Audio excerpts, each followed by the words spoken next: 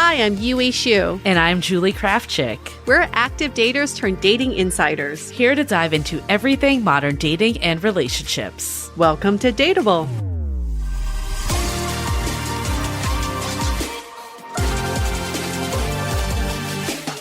Hello, friends. Welcome to another episode of Brunch Talk. I am so hungry for another great dating question. You're hungry now? Can't get enough. Are you all hungry at home too for some dating conundrums that we're going to get to the bottom of and try to give some perspective to? We've spoken to thousands of daters, so we've seen almost every configuration, every scenario there is. For you all to know that whatever you're going through, you're not alone. Nope. And also whatever you're going through, we have a framework for you to think about so that you can find your way out of the conundrum. Honestly, when we started Dateable, I feel like one of the biggest aha moments for me was I'm not the only one dealing with this. So I think for so long, like before podcasts were readily available, like you were kind of in your own silo. Yeah. And I was like around all these like friends that had figured it out. And I'm just like, what's wrong with me? Like, why can't I get a third date? So I'm really glad that we're able to normalize a lot of these questions. And we're going to normalize this question because we know for sure you're not alone in what you're going through. The question is, should I wait for someone who is currently working through some stuff? And for more context, my boyfriend broke up with me due to mental health / getting his shit together. Ideally, he would like to come back when he is better, but the pressure of waiting is a lot. I want him to come back so bad, but there's a lot of healing that needs to be done. I'm really struggling to move on though, because the breakup wasn't due to lack of love. Should I wait for him? Or if not, how can I let this go? I'm trying so hard, but it feels impossible. This is probably one of the toughest breakup scenarios there is because it's not lack of feelings. It's not something that's out of your control. It's not lack of connection. It's purely due to environmental factors, mental health, or someone's current schedule, or they're working through ailing parents and they're helping out friends, or there's so many different ways for someone to be pulled away from a relationship that has nothing to do with you. They still want to be with you, and it's heartbreaking. So I totally understand why this listener is really conflicted about this. I mean, I was here for like 5 years, so I get it. Like I was in a very similar situation. And this listener did actually reach out on Instagram knowing that I had been in a similar situation. And I think I took the path of waiting, and it was subconscious to some degree. Like I really believe that this person was the one. Yes. And we just needed to get through this issue. They needed to deal with their own stuff, and then we could be together. And like I accepted a breakup, but it was like this on again, off again situation. And I was like dating other people, but they were always there at the back of my mind. It just really prevented me from moving forward.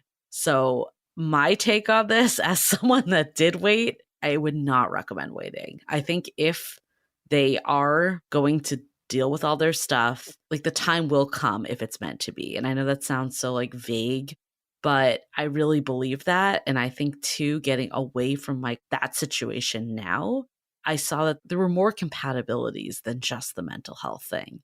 And I think had I not moved forward, I wouldn't have realized too that like building a committed relationship is already really hard with someone that wants to be all in and fully invested because, you know, you're just taking two different people, mindsets, the way they process information in the world. Relationships are hard, as we've talked about on different Dateable episodes, including the one that we aired recently with Todd Baratz.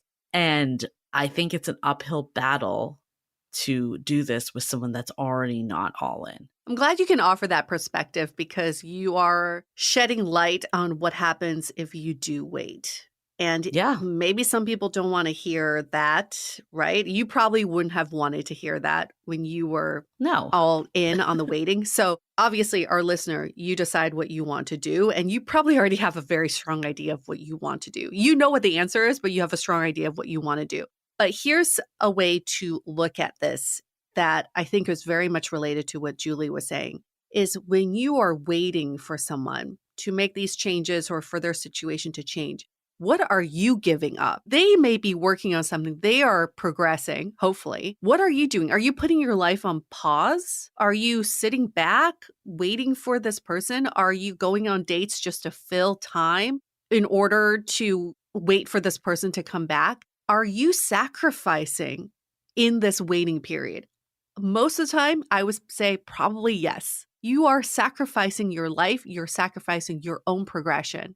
Also, when you wait for someone to work on their own shit, when they do come back, if they come back, they are a different person. So I would say there is no such thing as waiting. You're not waiting for the same person to come back. So if they are to come back to you after they've worked on their stuff, they're coming back as a new person and your relationship is a new relationship.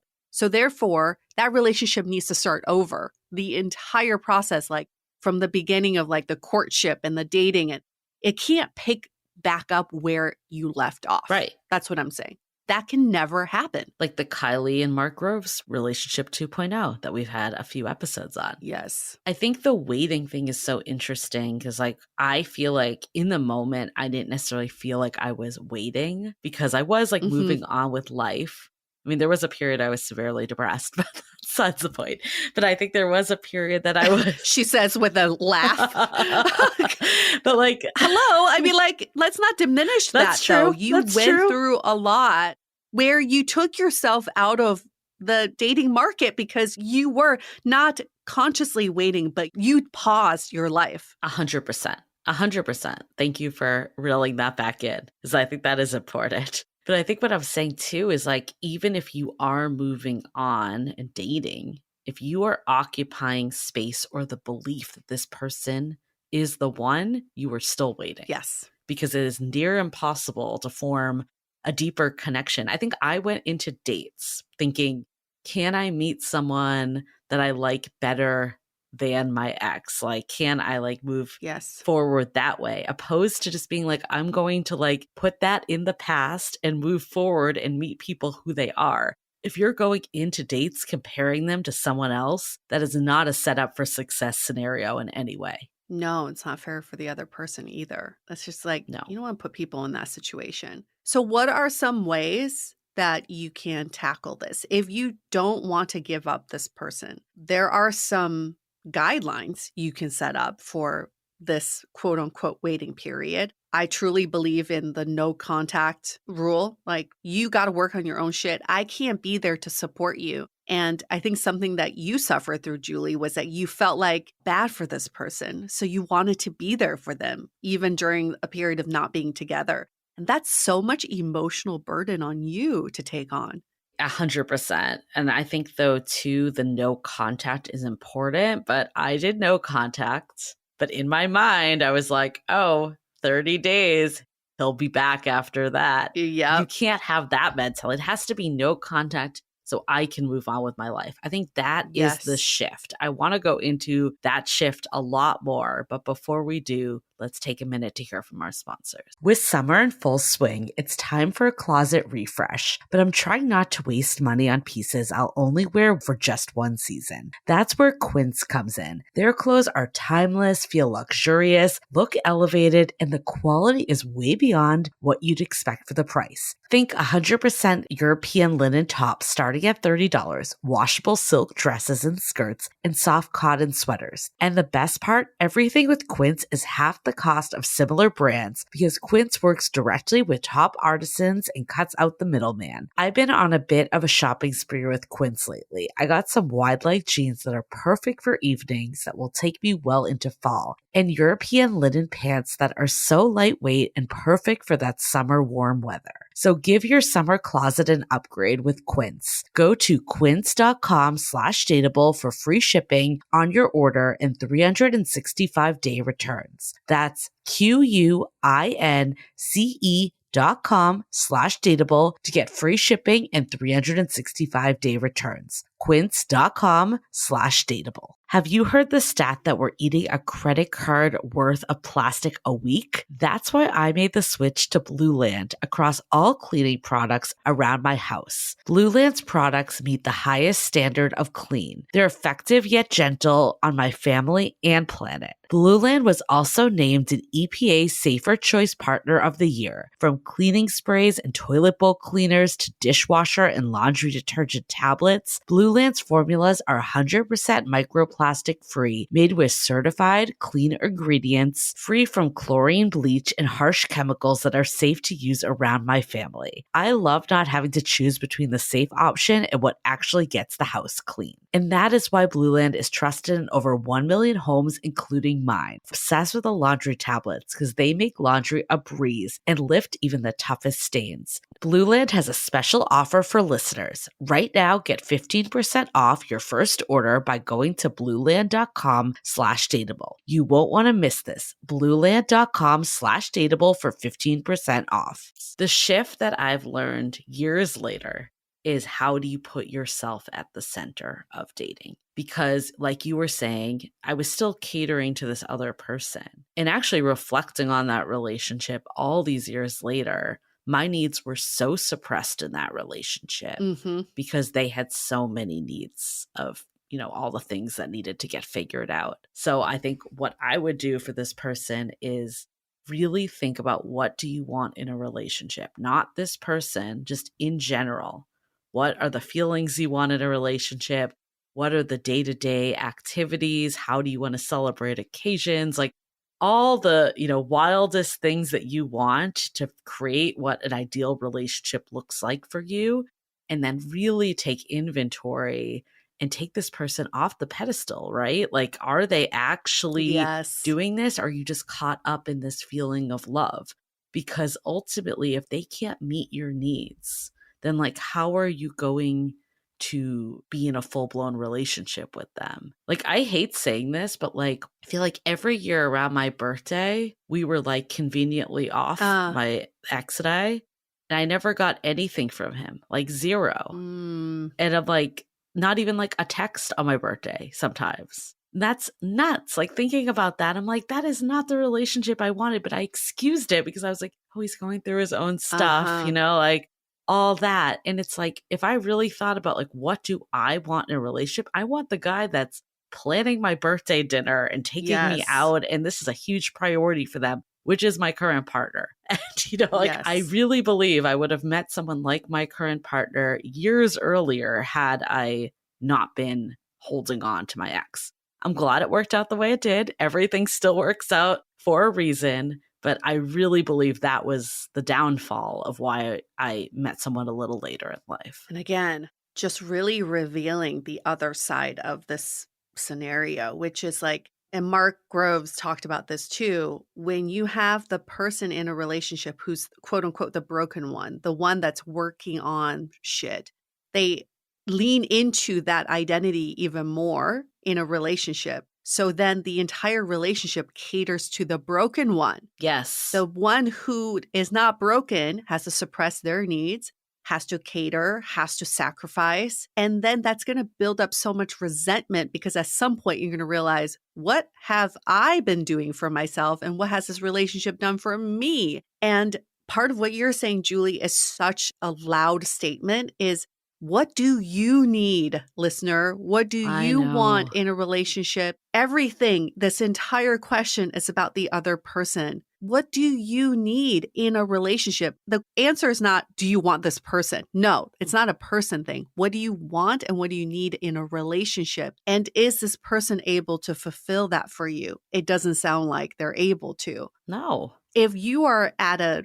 crossroads right now, ask yourself this question: what would I do right now if I prioritize myself? What is the action I would take right now if I prioritize myself? I also feel like if this person does come back in your life, and I'm always like hesitant to say this because I don't want to like give that hope. Looking at like the Mark Groves and Kylie situation, they really did take that time apart to work through their own stuff. And I remember Mark saying this on the episode, like he wasn't attached to it being Kylie as his next partner. He was attached to who would be the right partner for him. And it so happened to be Kylie. So if this person comes back, they can devote the time to you, they can commit to a relationship, then that is a different scenario. But you're not going to lose something. Like, I think I have this fear, like, if I don't hold on a little, it'll like work out with someone else. No. I can assure you that's No. not the case. No. It's not the case. I have many proof points that that is not the case from No. multiple different partners that like were not able to be all in. And I think another piece too, I realized, because this was a pattern for me, I don't think it was to the extreme of this last relationship, but like I always picked these people that weren't fully committed, that weren't fully all in.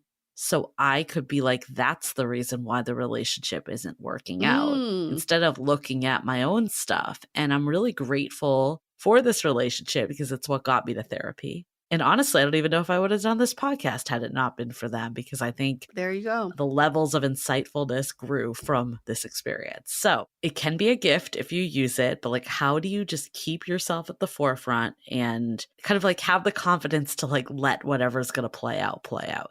Yes, give yourself some grace, because the number of people I've told to not wait and who ended up waiting is probably like 90% of the people I've talked to, because you already know what you're going to do. So you got to come on your own time too. you do. Like, we can tell you, you know exactly what the quote unquote right thing to do. You know what we're going to tell you to do, but you're already going to do what you're going to do. So you have to be prepared for what's in store. And then also take it as a learning opportunity. The heartbreak that's going to come with waiting, use that opportunity to expand your heart. I think like just taking this person off the pedestal though is really important, because yes, I feel like you can get so caught in, this definitely happened to me, someone that has a vivid imagination too. You kind of forget all the bad things and you like only remember the good about the relationship and the feelings of, you know, happiness and excitement and all the highs, and you forget the lows. Yes. Like when I was replaying this relationship, I wasn't thinking about my birthday. I was thinking about like the amazing dates and times we had together and moments and how this person was the one. And then, like once they fixed all their stuff, then of course the other stuff would come, but that's not true, right? Like people show up the way that they are. And I think like looking back on my situation years later too is, yes, it was mental health stuff. I don't want to say it wasn't. But at the end of the day, people commit to what they want to commit to. And it doesn't mean there's something flawed with you. Like I think my ex just could not commit. Like I really don't think he could. He was in the place to commit to the type of relationship I wanted and knew that. So your ex might be the same. But looking back, it's a commitment thing. Like I want someone that's all in, that's committed to a relationship, that can meet my needs and I can meet theirs. And like, how can you reframe that? And I think that will at least intellectualize it. It's not going to like remove the feelings necessarily. Oh yeah. Nothing's going to remove the feelings except for time. Oh, time. Time does. Yes. Time will do the trick. But in the meantime, yes, be nice, be kind to yourself. Ask, what do you need in this process? Prioritize your needs. And also just know this is all going to be a great learning opportunity, as hindsight is 2020. And you'll be telling a story like Julie one day.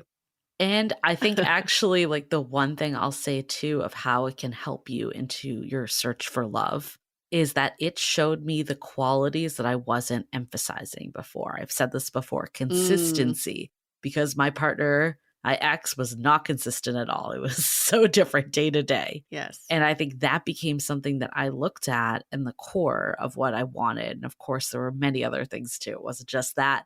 But I really believe like without consistency, you can't build a long-term committed relationship. Like that is the baseline. So it made looking for that in my next partner the baseline. Like, of course, if they were consistent in nothing else, then I wouldn't date them. But if they were consistent, then at least I could expand to get to know them and see if it was the right fit. Yeah. Well, thanks for this question. For our listeners, you can email us your questions, hello@dateablepodcast.com. You can DM us on Instagram @Dateable Podcast, or you can leave us a rating and review. This is the best option, by the way, so listen up. In Apple Podcast, give us 5 stars. In the body of your review, ask us a question there. And if you pre-ordered our book, How to Be Dateable, coming out in January 2025, then we will bump up your question to the top of the list. So we'll answer it next week, as early as next week. That's how fast we go. And make sure to subscribe so you get all of our long form content as well. And a quickie when we drop them. All right. See you all next week. Bye.